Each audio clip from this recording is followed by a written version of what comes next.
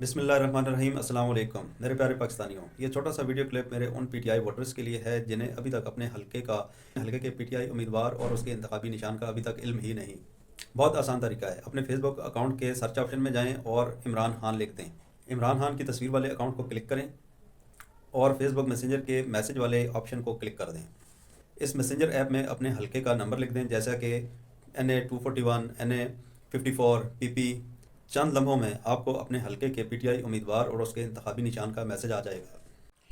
इस video clip को अच्छी तरह देखें, समझें और फैलाएं, क्योंकि हो सकता है कि कल पूरे मुल्क में मोबाइल नेटवर्क बंद हो जाए और आपको ये जानने का मौका ही ना मिले। मज़ीद आसानी के लिए एक छोटा सा वीडियो डेमो भी पेश खिदमत है, जिससे आपको फ़ायदा होगा। बहुत शुक्रिया। पाकिस्तान जिंदाबाद। कल का